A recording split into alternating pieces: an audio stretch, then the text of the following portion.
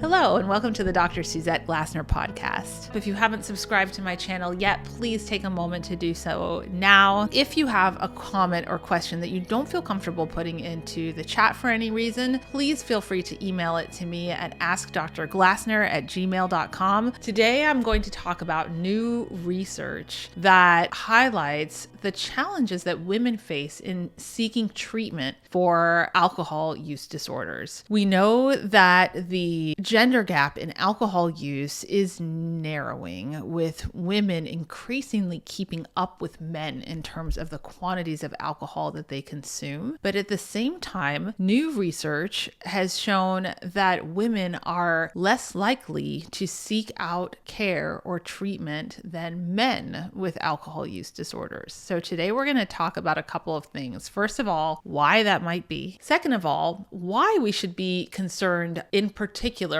about women and alcohol use and the unique effects that alcohol use can have on women, both physiologically and psychologically. And third, if you are a woman or if a woman in your life who you care about seems to have a problem related to their alcohol use, what you can do with this information and this newfound understanding of why it is that it might be more challenging for women to seek out and access care. So I'll start by saying that men are more than twice as likely to seek out care or treatment for an alcohol-related problem than women. Study after study have shown that women tend to experience more shame around their alcohol use, especially if they view it as problematic, than men. They seem to feel more concerned about being stigmatized if they talk openly about their drinking and admit to excessive alcohol use, and that's something you obviously have to do if you're going to benefit from treatment of any form. So shame is number one. Number two is the cost. You can survey men and women who have the same healthcare benefits, roughly, and ask them how affordable they think treatment might be for an alcohol use disorder, and women consistently express more concerns about treatment being more expensive than what they would be able to afford than men. They also report that they're really not sure how to access treatment.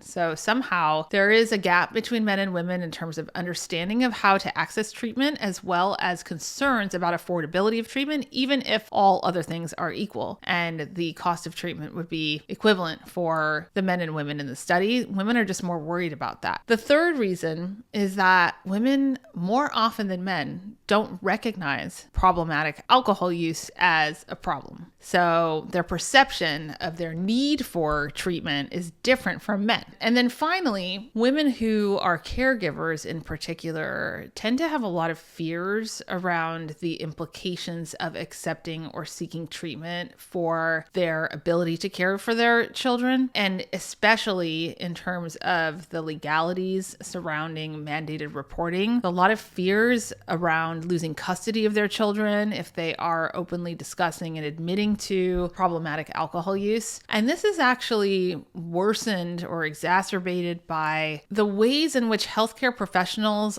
often provide little or no information to women about what will happen if they talk about their alcohol use. Mandated reporting laws tend to be pretty specific, and that kind of education around what would be safe for them to talk about without compromising their potential to legally care for their children is something that women really need to have deeper conversations about in order to feel comfortable, but often those conversations don't really happen, or they happen in such a limited way that they're not convinced that it's safe for them to talk about these problems. So those are just some of the reasons. There are others, but those are the ones I thought it'd be important to highlight because we actually have the potential to overcome a lot of them and help women enter treatment more readily, mitigate some of the cost concerns, provide more information around how to access treatment, break through some of the stigma that they are concerned about just in our way of talking to them, and also help provide the support that they need in order to overcome some of those feelings of shame that may otherwise have kept them from treatment or made them afraid to seek out treatment or talk to somebody close to them about the extent of their problems.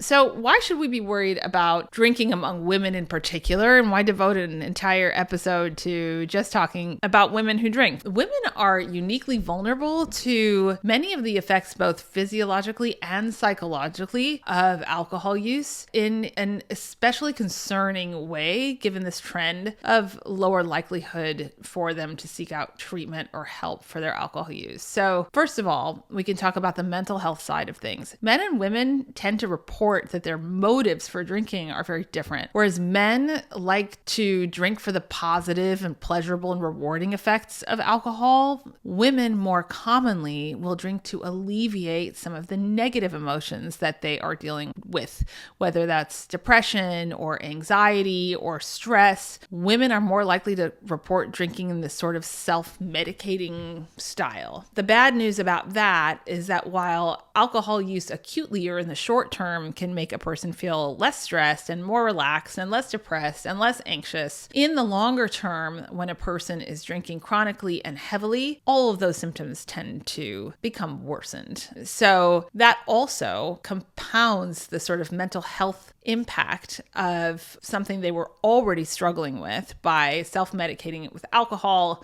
and finding it worsening. And then they find themselves with more than one problem. There's the depression or the anxiety or whatever the negative kind of emotion that they're dealing with, and there's now this alcohol use disorder. And women are a little bit more likely to seek care for the mental health side of things and not as likely to seek care for alcohol use. And depending on the setting where they go to in order to address the mental health condition, they may or may not pick up on the fact that there's also an alcohol use issue because women don't as readily talk about their drinking behavior as problematic in the way that they will talk about some of their mental health symptoms. So that's another way in which the drinking problem could get missed in a medical setting. Apart from the mental health impacts of alcohol use on women, they're also more susceptible to a number of toxic effects of alcohol use on their bodies. So they're more susceptible to liver disease than men. They also begin experiencing more severe alcohol-related health problems sooner in the course of their chronic alcohol use than men. And this is known as the telescoping effect. And it's something that scientists have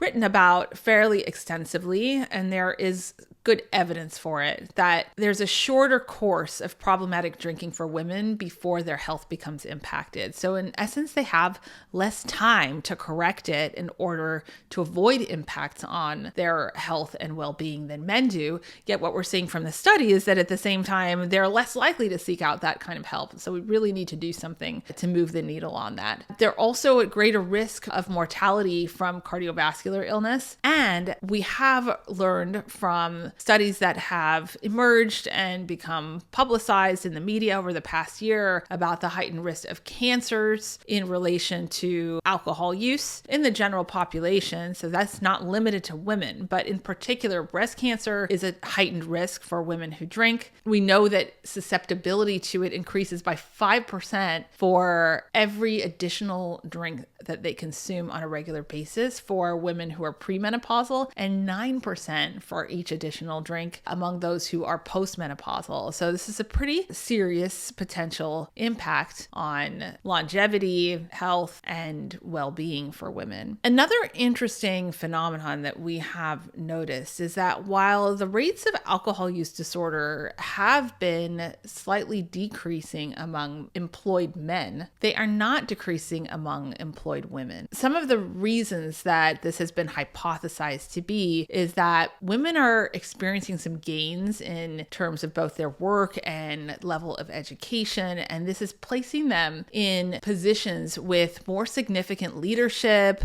authority, and responsibility. So one of the hypotheses around this difference is that there could be factors like job stress and workplace cultures of drinking that make it even more difficult for women to resist drinking when they're in the workforce and when they're in some of these types of high demand, high powered position. And I'm talking about high powered positions because we're also seeing research indicating that women in higher prestige careers show increasing trends in binge drinking compared to men in higher prestige careers. So there's something about the pressures that women are facing in these positions that make them more vulnerable to seek out some type of self-medication, which again is consistent with the broader literature on the reasons that women use alcohol to often deal with stress, anxiety, and other kind of negative emotions. So this could be heightened among women who are in the workforce and dealing with multiple competing demands at home and at work. One thing we know is that women take a long time from the time that they actually recognize that they have a problem related to their alcohol use to the time that they actually seek out treatment. So studies show that on average, it's 10 years from the time that they recognize they have a problem to the time that they seek out treatment. Now, given the telescoping effect that we just talked about, the fact that women will experience the toxic effects of alcohol on their health and on their physical well-being much faster in the course of their problematic alcohol use than men, we can't really afford a decade-long gap from the time that they recognize they have a problem to the time that they do something about it, because there can be a lot of impacts on both their physical and mental health during that time frame. So your goal as a woman or as somebody who cares about a woman who is showing signs of problematic alcohol use is to try and help move that process along and shorten that time frame by as many days, months, and years as possible. And I'm just going to make 3 suggestions around how you can think about this. The first one is you should know that social and family support plays a really crucial role in women's entry into treatment. Part of the reason that women experience so much shame about their alcohol use and avoid talking about it is because they tend to be criticized very harshly for their alcohol use behavior. If you're a woman who is potentially in need of treatment, you really want to lean on